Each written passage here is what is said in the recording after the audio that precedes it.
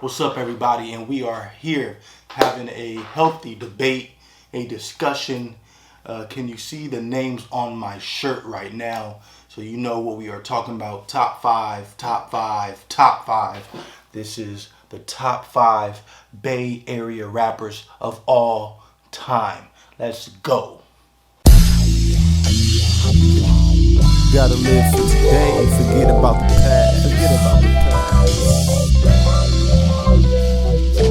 Fighting with yourself, fighting with your life. So we are talking the top five Bay Area rappers ever. If you guys do not know, yes, I go by All Things Beer 510, Chauncey, but the 510 because I live in the 510.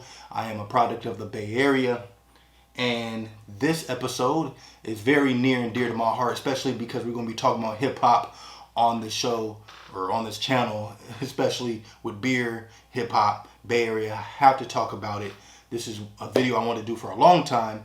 And there was a shirt company that came out maybe a couple weeks ago, Ill Street. I'll leave a link, illstreetbluesclothing.com. They allow you to make your own top five rappers or groups or whatever. And so I made one, and this is too short. Mac Dre, SpiceOne, E40, and Mr. Fab. So let's talk about it. Top five Bay Area rappers of all time. This is going to be controversial. Before I get to these five and why these are my five, let's talk about the rappers who did not make the list, because I know there'll be a lot of people hitting me up. You didn't put this person, you didn't put that person. That's what top fives are supposed to do. So let's knock it out. First, the first controversial one that people probably will notice is they don't see Tupac on this shirt. Tupac is one of the greatest rappers of all time. Definitely in my top 10 of all time, or top five unbiased, like my favorites, because he's not my top five favorite, but I recognize he should be in the top five of all time. So he's not in the top five Bay Area rappers because I felt that it's not right for me to put Tupac in a top five over rappers who are really, really from here. And I mean, that's been here from the beginning of Bay Area rap to even right now. And Tupac, yes, he really did mess with a lot of Bay cats, from Richie Rich to 40. I mean, he was on, I think, Mac Mall's video shoot, or he might have directed it. Messed with SpiceOne. Messed with a lot of cats on this shirt. But at the same time, I feel that these cats have cemented the Bay Area sound and the legacy of the Bay Area more than Pac did. I might be wrong, but Pac to me is more of people think of him as a West Coast artist, not just a Bay Area artist. And so this is specifically for Bay artists to give their flowers. So that's the first one, right? Then the second one is, we're not going to be, I want to give out props to the Frisco, the city rappers. So that's the San Quins, that's the Messy Marvs, that's the Andre Nicotinas, that's the Rappin' Forte, that's the JT the Bigger Figure. So that is the city rappers who I hold in high esteem, right? Like when I was growing up, those were the city rappers to listen to. So those are city rappers. Then we're going to talk about other Oakland rappers, the Richie Riches, the Keek the Sneaks, Richie Rich, Keek the Sneak, Yuck Mouth. Now, Yuck Mouth to me is one of my favorite rappers ever, just as far as his first two albums, especially that first album, that Albulation double album, super hard, probably my top five Bay Area album of all time. I just felt that he didn't keep that momentum going for the rest of his career. And influence like these did. That's not to say he's not great, because I feel Yuck is great, and I feel he needs his flowers too. And maybe one episode we'll do a retro review for the Albulation. We got Del the Funky Homo Sapien. He deserves mention. I'm sorry. When you're doing these with no notes, you don't want to forget anybody. So that's Oakland. I think Vallejo, I got it covered here. But Mac Mall deserves mention in that breath, as far as what he's done for the Bay Area and the hits he's produced. Producers, Ant Banks, EA Ski. So, I haven't forgot about those cats. MC Hammer, if you want to be honest, MC Hammer, a lot of influence, a lot of records sold. And he's from the Bay. He's from Oakland. So you don't want to forget about him. at the same time, I think these 5 are the 5 for me. The Jacka, you don't want to forget about him. People are going to say, what about the Jack? Jack is great, and he could have, I think, been in the top 5 possibly if his career wasn't cut tragically too short. But I feel, Jack is great, and just because I don't mention somebody, this is my 5, doesn't mean I don't think they're great. If I didn't even mention somebody right now, that doesn't mean I don't think they're great. It's just, and Drew Down. I didn't want to forget about Drew Down. So, yeah, I just want to make sure that people understand that. And so this is for healthy debate, healthy conversation, and it's good, and people leave comments in their 5s. I just want to get this going and give the Bay their flowers because I feel we deserve them at that time. Let me make sure that hat is right, please. So let's get, now we're going to get to the 5 greatest Bay Area rappers ever, MCs ever, okay? So yeah, first we're gonna talk about the first person on my shirt, and this is not in order. Like, I don't want to do this in order. This is just the names that came into my mind when I was doing these 5 and how I designed the shirt. Again, Ill Street Blues Clothing. I'll leave a link in below. Dope website. I made this one and the East Coast one as well that I'll be doing a video for. So anyway, Too Short, Mr. Born to Mac. I think Too Short.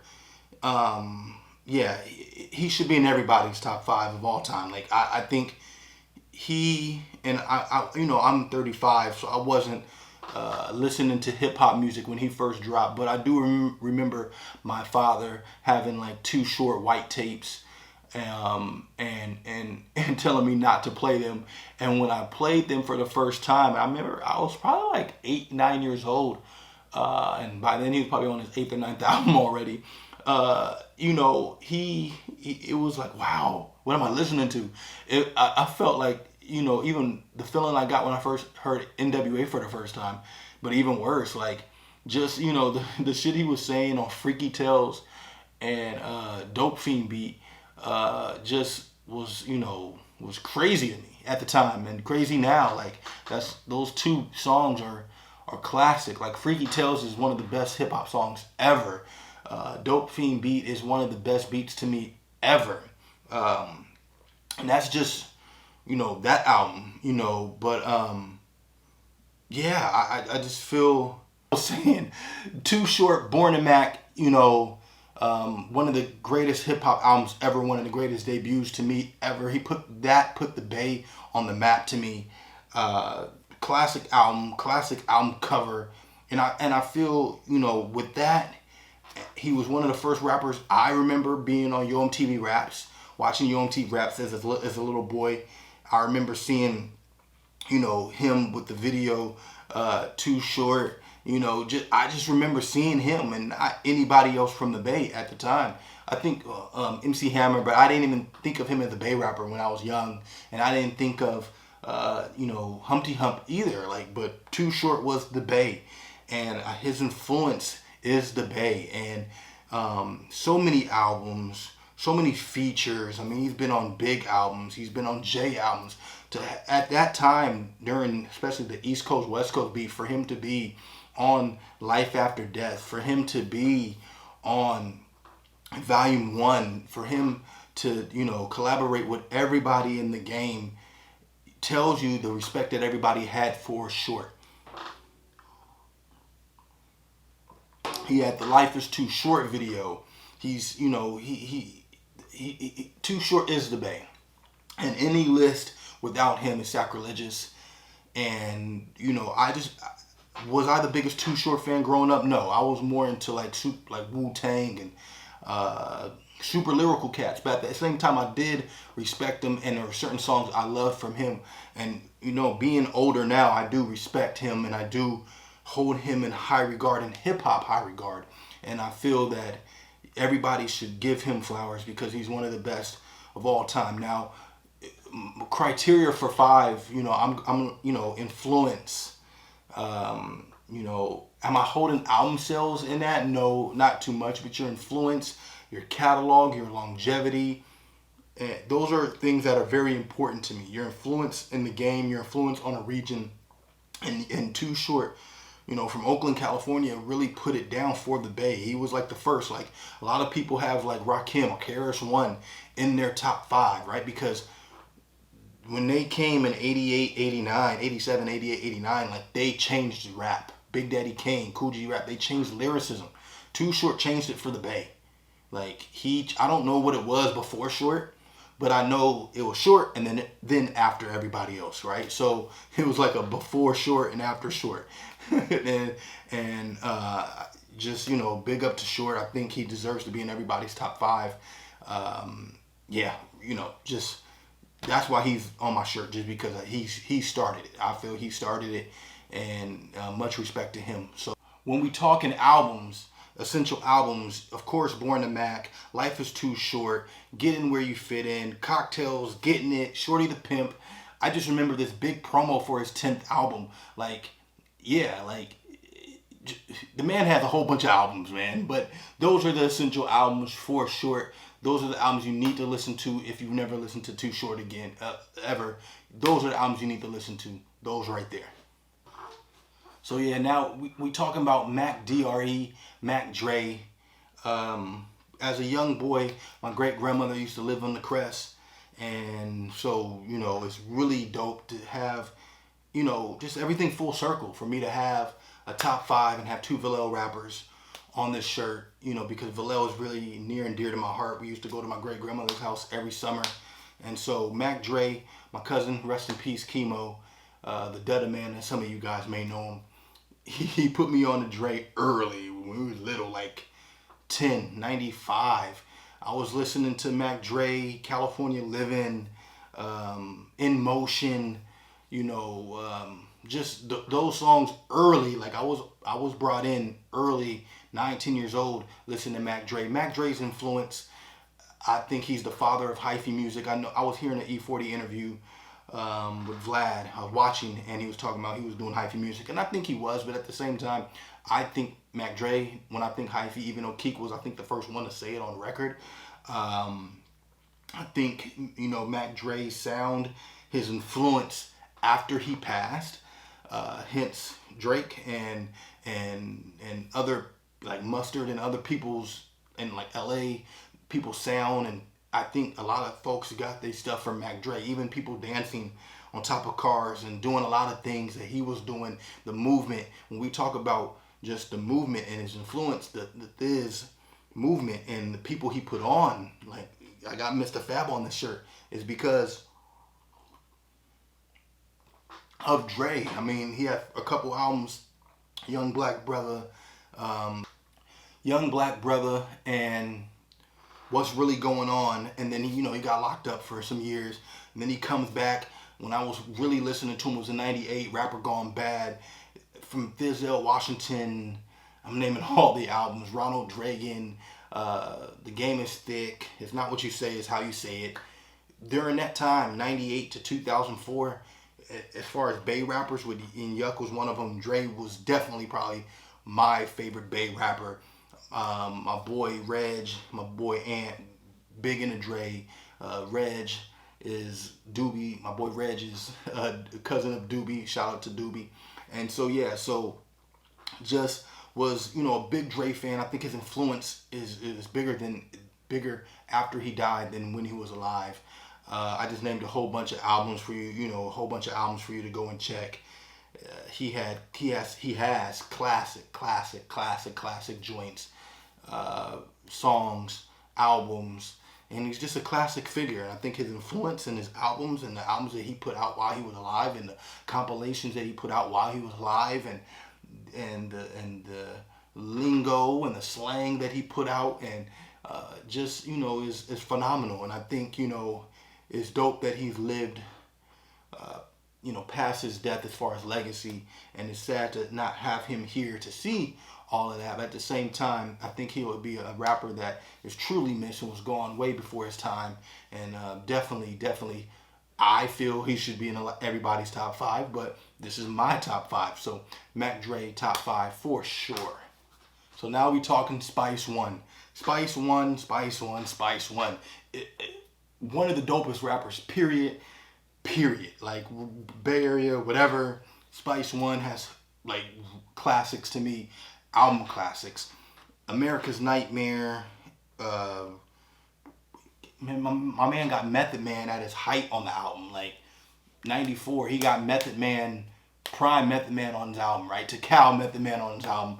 SpiceOne, one of the greatest rappers of all time, also from the East Bay, just really was doing. He was, Trigger Got No Heart, Menace to Society. He is just the lyrics. Go back and listen to, America's Nightmare and SpiceOne and Let It Be Known. Go back and listen to those albums and hear the shit he was saying on those albums. Go back and listen to 187 he wrote. Go back and listen to 1996. He was one of the first ones. E40 was messing with him. He was messing with E40. They both on each other's albums. His lyrics were very. You reminded me of you got Brother Lynch Hung in Sacramento. Shout out to all my Sacramento cats because Brother Lynch, X-Rated, Bo, they are legends also, but just not in the Bay. So SpiceOne is just, his lyrics were very hardcore, super lyrics, almost like our MC8. But I felt he was more lyrical. I think SpiceOne is pen game and mic game cannot be slept on, and I think it does a lot. But like those albums I mentioned, go listen to those albums. Go listen to the stuff he was saying on those albums. A lot of rewind stuff. Voice very hard. His whole aura was "Do not mess with me." He has the influence. I feel he has the legacy. I feel he has the longevity. During the time that people were putting out albums, you either would have good albums. I mean, he was getting 4 mics in the Source when they cats, besides 40 and maybe Short, people's pen game wasn't respected in the Bay. SpiceOne's was, and he was one of the ones that was original. He was one of the ones that could not be copied, and I feel that give SpiceOne flowers because just one of my cousin's favorite rappers growing up, and I wasn't big on him growing up, in the mid 90s, like I was like Dre or 40. But then as I got older and started listening to stuff, I definitely feel that SpiceOne's catalog, like his catalog from like 1990 to like 97, 8, he had an 8-year stretch where he had Bay hits, route album hits. He was in the Source. He was in Murder Dog. He was on Yo MTV Raps. He was on Rap City.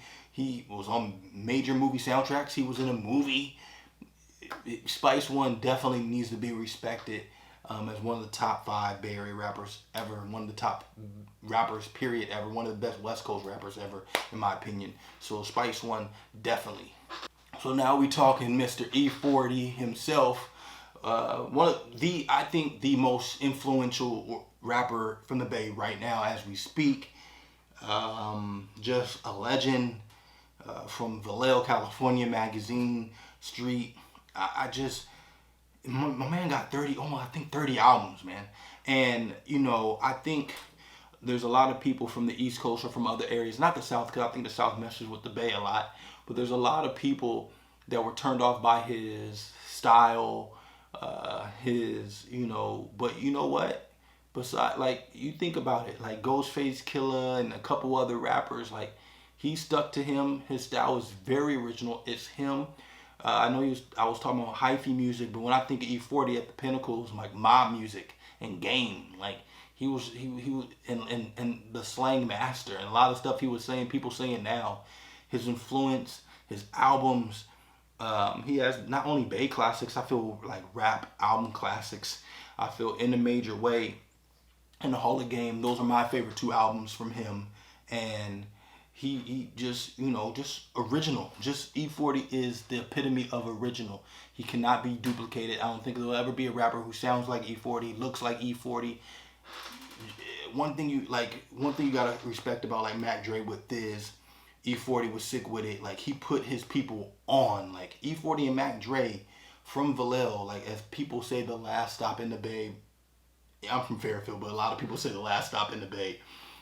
They put that city on from different sides, from North Vallejo, South Vallejo, and for 40 just do what he's done. And from 88, 89, when the Federal came out, and I might be wrong by which album I'm naming, but from then to now, to still be relevant, to still be, on people's songs, to still do rock with the new cats and rock with the OGs. I mean, he's done songs with everybody, and he's transitioned himself from player to my music to like OG. He's like the Snoop of the Bay, and but he's not just a Bay rapper. He's a world respected MC, and I think his lyrics, his style, his lingo, everything is just very original. And I think about Ghostface Killah, which is one of my favorite East Coast MCs, and I think of E40, and I just think of not too many people have that much originality and creativity. And I think just he's dope and for Sick Witted Records to be as big as it was during his height is phenomenal. He put people on. He put his family on. Be Legit, D Shot, Sugar T, his cousins, his son. Just 40 needs to be respected. And I mean, his albums, Element of Surprise double album, Charlie Hustle, just dope. Loyalty and Betrayal, My Ghetto Report Card. He has rap classics, not just Bay classics, rap classics. So he needs to be commended. He needs to be respected. And 40, if you don't have 40 in your top 5, I don't know what you're doing. So yeah, that's right. Like 40 should be in everybody's Bay top 5, right? Like I'm being biased, but yeah.